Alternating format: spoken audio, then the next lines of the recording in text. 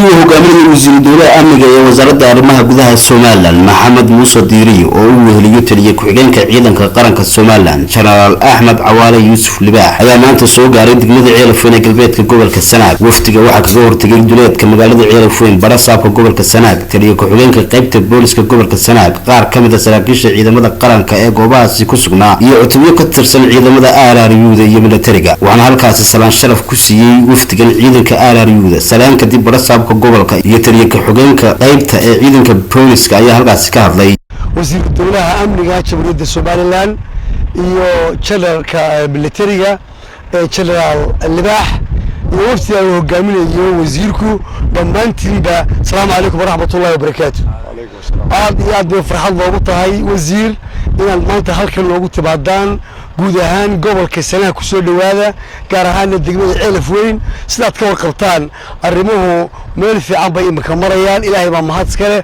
caalamka oo dhan way ka dhacaan dhibaatooyinka iyo mushkiladuhu runtii ilaa iyo hadda wixii dhintay ilaahay ha u naxariisto, wixii dhaawacmayna ilaahay subxaanahu wa tacaala caafimaad degdeg ha siiyo.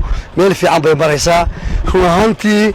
ciidanka militariga ee gobolka nala jooga ama loo yimi ilaa iyo maalintii ay wax dhaceen koowaad iyo intii ku xigtayba aad baan u ammaanayaa. run ahaantii waa ciidanka xabadi iyagoo dhacayaan aniga iyo iyaguba goobtaanu sidii u joognaa.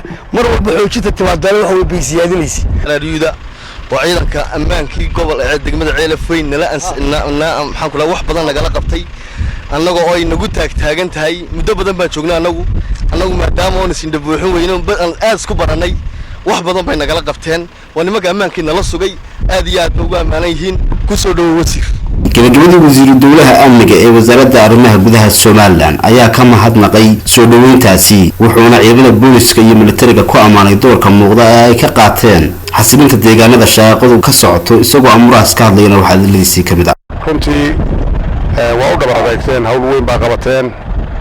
go'aamo annaguna halkan waxaan u nimid inaan fulino go'aamadii ka soo baxay kulankii iskugu timaadeen halkan wasiiradii iyo waxgaradkii kale hadday tahay salaadiin haddii ay tahay muxuu ahaa wadaashii culamaauddiinka ay iskugu yimaadeen go'aamadii halkan ka fulayna dabaqno ayaa muxuu ahaa laynooga baahan yahay. si kastaba haatee wuxuu wasiiru dowlaha amniga safarkiisa ku soo beegmayaa dagaal beeleedkii saddexaad oo shalay ka dhacay deegaanka Sincare ee degmada Garadag, isla markaana sababay khasaare isugu jira dhimasho iyo dhaawacba. walow la filayo wasiiru dowlaha amnigu inuu fuliyo go'aamadii dhawaan xukuumadda Soomaaliland ka gaadhay dagaalada iyo shaqooyinka soo noqnoqonaya ee ka socda deegaanada degmada Ceelafweyn ee galbeedka gobolka Sanaag. Axmed Mursal Askar TV caalamiga Universal Ceelafweyn.